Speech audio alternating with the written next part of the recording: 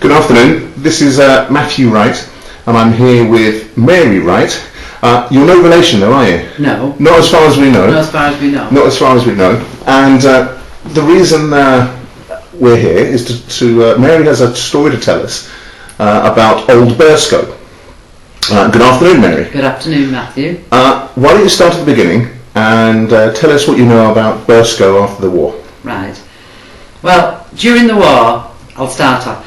My father was in the Pioneer Corps and he was sent up to Glasgow, where he met my mother. And they were married in 1943, July, and I was born in my granny's house, September 1944. So, before I was born, actually, my dad was sent to Belgium during the war, and he never saw me till I was 6 months old, my dad. Okay. So after the war, we came back to New Lane, Burscough. Was that because where your father... That's where my father came from. That's where his family came from? His family came from, yes. So, of course, we lived with my grandmother, and when Mother started having our Colin, there wasn't enough room for us all there. So after the war, everybody started squatting on what you call the squatters' camp. When you say squat, do you mean live rough? You know, in tents or? No, in the huts, in the Nissen huts. Yeah, in the Nissen huts. And these are the Nissen huts that were on the old naval air base there. Yeah. Okay. The RNAS. Yeah, naval base. And as you went down Higgins Lane, there was two big gates. As you went through the gates on your left, there's what you call the guardhouse. Right. We had one half, number 8, and another family had the other half, which was number 10. Okay. And as you walked into the building, it was just like a square room with like one of them big stoves. Like an old barracks hut type thing. Yeah, with a stove, a black stove, and the chimney, the chimney went up through. Like one of these ones you've seen as prisoner of war films. That type. That type. Right. And at the end of the room, there was 4 cells. Okay, prison cells. Right. Yeah, prison cells. That's been the guard room. Yeah. And then my mother put curtains round them, and one of them was my bedroom. So when you were little, you lived in a cell. Yeah, more or less. And then it just had a little sort of kitchen off it with like a little sink and sort of that. So were there many families squatting? Oh yeah, loads. Nearly every hut was taken. This is because of a lot of bombing around Liverpool, and around Merseyside. Like that, yeah. But there's not much housing around. No, and so everybody who got mobbed, I suppose, might have married people. Yeah, married people from round about or whatever. Okay. They all moved on to what I call the squatters' camp. Okay, now just for people who might not know, tell me in relation to today where the squatters' camp is or was. Well, it's down Higgins Lane in Burscough. Higgins Lane, and where's that? Well, say for instance you go down High Lane, Burscough Road North. Right.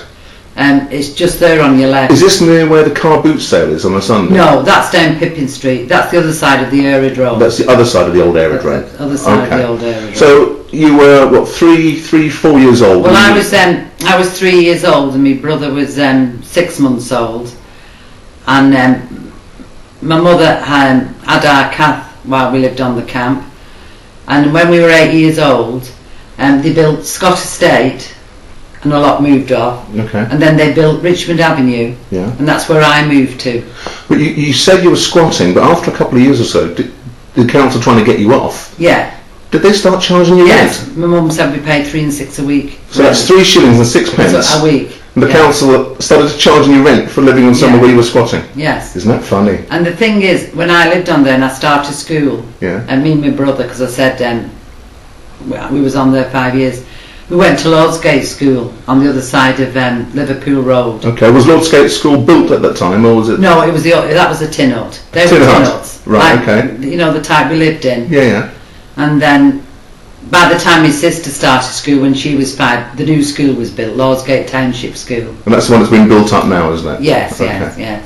Right, so you said that your father was from the area. Yes. What's his family background? What were they doing in Burscough? Well, a lot of the people like New Lane and along the canal bank in Burscough, they're all what you call Burscough boat people. Boat people? Yeah, so going back the generation to the 1600s, all the families go back boat. And they worked the canal, the Leeds Liverpool canal? Yes, my dad did. Okay, and what sort of thing did he do? Well, when my granddad died, and my dad was only 14, he used to lead the horse that pulled the barge. All these big shy horses? Yeah, and it was called Spider. Okay. And he used to have a stable at the back of the house where my granny lived Right. in New Lane.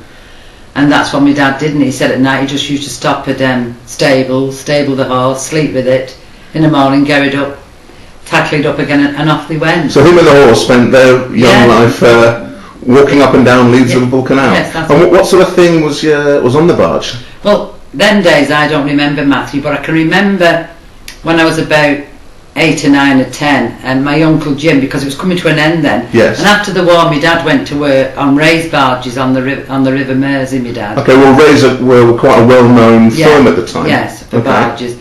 But my Uncle Jim, who was married to my dad's sister, he still worked on the canal. Okay. And his barge was consisted of coal. Okay. And I mean, no, I shouldn't say this, but my Auntie Hilden, if it was people of your family, your barge come along, you'd take the wheelbarrow, fill it up, fill your old coal shed up, if you know what I mean. On the barrow. Yeah. They all did that. All the families along the canal. Well, I'm sure they did. Right through to Burscough. Yeah. Yeah. So. Well, it's nice, and it was after many years of being sort of closed down and sort of desolate. The Leeds Liverpool Canal has opened up again, hasn't it? Oh yeah. So now it's full of pleasure boats and pleasure barges. Yeah, I mean, you've only got to look at Rufford, haven't you? That's brilliant. Yeah. So from your accent, you've got an old-fashioned. Well, not an old-fashioned, but you've got a traditional Lancashire broad accent. Lancashire. Yeah, but not as broad as my dad and all. Okay. And all them sort of. And do you find the accents change now among the younger kids? Yeah, because you see, once upon a time, people stayed where they were brought up, didn't they? Yes. They don't nowadays. They go to different countries. People just live. And they move, and the cities. Yeah, get well, bigger. you didn't in them days, did you? No. I mean, New Lane, where my dad come from, every family, some way or another, were related. A sister would marry a. You were saying some surnames, weren't you, of the family? What was the surnames? Well, my granddad's family were Hartleys, and my grandmother's family were Glovers. Okay, and those are local family names, are they? Oh yeah. Okay. Yeah. Do you still see Hartleys and Glovers around today? Well, my gran, part of my gran's family, she had a brother, Philip. Now they all moved to Tarleton. Okay. Right. Now 2 of his daughters are still living in Tarleton, and my gran's brother Dick, which my dad called Uncle Dick, his daughter Ellen Glover, only died last year, 85. 85. And she lived on the canal bank. Well, it's one of these old memories, isn't it? And something that brings memories to light is you've got an old photograph there. Yes. And an old identity card. Why don't you hold up that photograph for me? Hold it up for me, and I'll just zoom in on that. Let's see how we get on. That's my brother Colin. If you can hold it to your face a little bit. There we go. Now, I'll try and bring that to the camera a little bit, and you try and explain to me who we've got there. So, let's have a look. Who's in the picture here? My mother. And she's the lady with the very 1940s hairstyle. Me on the swing, and my brother Colin. And your brother Colin. And what can you see in the background there? That's the hut we lived in. And that's the old guard room, is it? Yes. Okay. And what else do you have there to show us? Well, this is just like me national registration identity card. Okay. Now, for those of you who don't know what that is, hold that up to the camera again for us. Let me just zoom that in. And a national registration identity card, that's for under 16s. Yes. People were required to carry that, weren't they, during the war and after the war. Okay, let's have a look inside. Because inside it's got 3 addresses. It's got... Where you moved house, okay. Well, it's got, like, Glasgow when I lived at my gran's. Okay, those are what the stamps are, yeah. And then when I moved to my granny's in New Lane. Right. And then it's got Camp 1. RNAS, hasn't it? Burscough. Yes.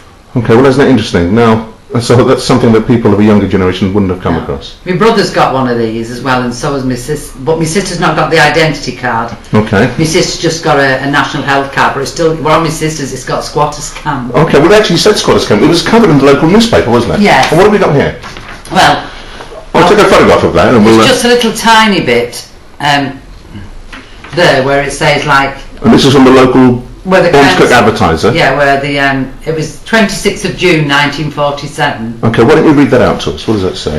Well, it just says at a meeting of the Housing Committee of the Ormskirk Urban District Council, it was said in the minutes that there was a number of people moved on to the huts on part of number 1 camp, RNAS, Burscough, which was not under council control.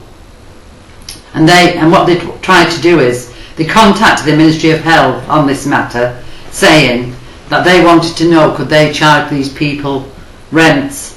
So what they were doing was they said they were not going to do anything else to the camp. Right. They're just going to leave it until they got a decision from the ministry. Okay. Then when they did, they started charging you 3 shillings and 6 pence a week. I do remember a photograph, Matthew. Okay. My mother showed me once, and where the gates were closed. Right. And then all the people were stood behind, the wives and the children, and people were bringing them bread and milk. So at one time, something must have happened, and they must have tried to get them off, I think. Okay. And they barricaded. So there's any local historians who might have some old photographs. Yeah, they should get in contact with us. As I say, I didn't have a chance to go through a lot this morning. Okay, no, that's okay. I'm going to go and. But you've always been a local lass, and you said you spent your time working around here. And what sort of local firms did you work for? Well, when I left school, I went to Elsie's Biscuits. Elsie's Biscuits? Yes, when I was 15. Okay. And I earned £3, £1 a week. Okay, for making biscuits? Yeah, and then when I was 17, I was earning £5.50, and I left there and I went to Shepherd's Sawmill up Junction Lane, Burscough, which made like broom handles, pick shaft, hammer shafts, and I worked there till I was 28. Well, any of these businesses still going now? No. Okay. Well, my husband John, he worked at Shepherd's from when he was 15 right. till it closed down, and he worked there 36 years. 36 years in the sawmill there? Yes. Oh, okay. And then when you were a little bit older, you moved to Ormskirk. No, I moved to Southport. You moved to Southport.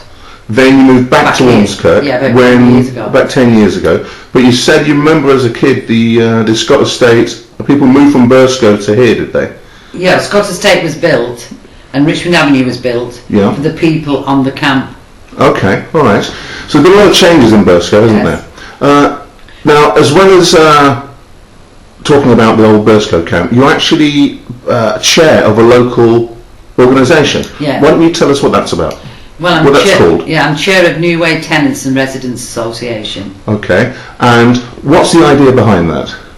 Well, it started just over 7 years ago, Matthew, and the reason we started it up was because of the student population around our area. Okay, was that a surprise to many people how quickly? Well, what it is when I moved here, well, since I moved here, there's about 7 houses gone to students, and what it is I've nothing against the college, the university. Do you think it does a lot of good for the town? Yeah, it brings jobs in, and it does bring money into the town. And on the whole, do you think the kids are? Well, what it is I look at it this way: the university needs accommodation for its students. Yes. Right. And of course, landlords come along, they buy these affordable housing, put students in as many as they can. Ed Yield's happy, but a lot of people in Ormskirk can't, because young people, Matthew, can't get on the housing list. There's no council housing, is there? I've nothing against students, don't get me wrong, I've met some good students, and I've got on with a lot of good students. But Ormskirk isn't like Liverpool, Manchester, Leeds, Durham, where the students can filter in. Right. And for a big university like that, it's a very small town, isn't it? Do you think that's some sort of like a population explosion of students? Yeah. They're young people, they like to have a good time. Of course they do. Maybe sometimes they're not quite as considerate. No. What you and I were talking about late at night when they come home from the pub. Yeah. But have you found that some of the issues you raised, have they been listened to by the university? We have, just say for instance we have a problem with the house, just say for instance making noise at night, there's a party going on. We ring the police, we've been told to ring the police by the police, so we ring the police. So in our housing estate thing, the Tenants Association. Yeah. We've got 324 houses. Right. Each household has a card, and it tells you any disturbance, you ring the police. Right. So I do that, and then next morning I either email or I ring Kate McAdam. Okay. She's in charge of student accommodation. Right. And Christine Coleman's above her. Okay. Right. We go to meetings with them once a year, every October, to see how Freshers Week's gone. Right. And if we're having any problems. Now, if we do, and we can prove it's a house, we know what number, they will have them in. And they'll educate them, put it that way. Reprimand them sometimes. Okay. Do you think the kids just, let's say often it's the first time away from home. Yes. You mix that with alcohol, no parents around, and they sometimes forget late at night that there are maybe old people there. You can go out into the street, they can be going past, you can ask them to be quiet. You might get them out. Now them students next day won't even remember it, because it's alcohol, isn't it? You said there's a lot of, you said the Tenants Association has a concern about a lot of cheap drink sold in town. Yeah, well, I mean, last week I went to the police station because we'd had a bad night, Okay. and Jane next door couldn't go to work, and so we went up to see this sergeant, and he was saying that there's 3 places in town, and on a Tuesday night they sell alcohol £1 a pint. Well, they're going to go, but as you say, Matthew, on that Tuesday night last week, 30 left Hardacre Street. They must have had a party before, because I counted them, and so did Jane, and they're all walking up to town with bottles and cans. They don't whatever. Yeah, they don't already have a skinful. Yeah. You know, so. And again, they don't mean any harm, but when they're back, they're loud, they're noisy, young, aren't they? and they don't realise. But They don't realise. But the Tenancy Association isn't just concerned itself with students. Oh no. What else is concerning you at the moment? Oh, is it the local plan? We talked about the housing developments. Yeah. Tell me what your concerns are there. Well, as I say, we do all sorts. We get neighbourhood signs put up, we get roads and all, you know, and we got the knotweed sorted out behind there. Okay. And all things. We don't just... So it's not just housing, it's not just students? No, it's everything for anybody who's got a problem. Okay, and it's all come together as part of the community? Yes, and we have, you know, we have meetings and that. But what I'm saying is, I think now they need to build more. I know a lot of people don't agree with this green belt, but I think they need to build more student accommodation on campus.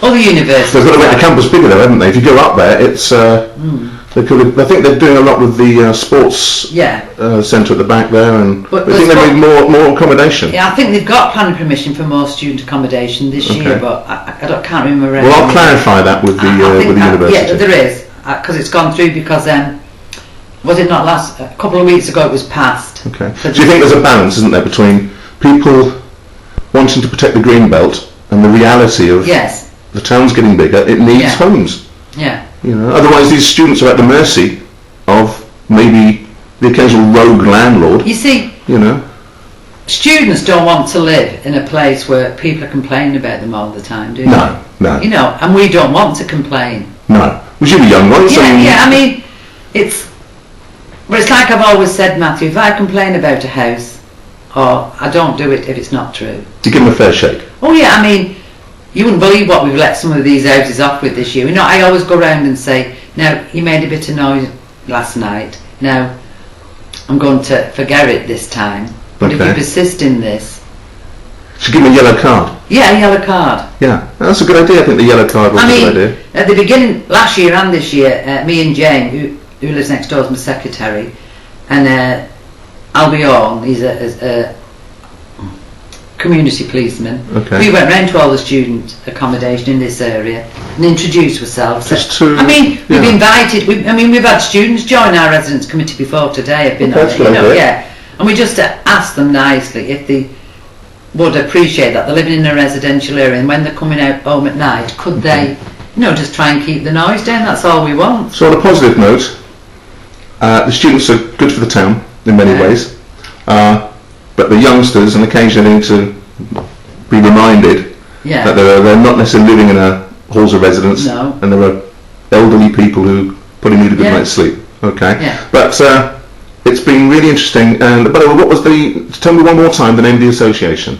New Way Tenants and Residents Association. And people can find that on the internet if they put that in. Yeah, and we're on the website as well. You're on the website as well. Well, Mary, thank you very much for telling us about Burscough. Welcome, Matthew. And have a lovely afternoon. Thank you. Thank you.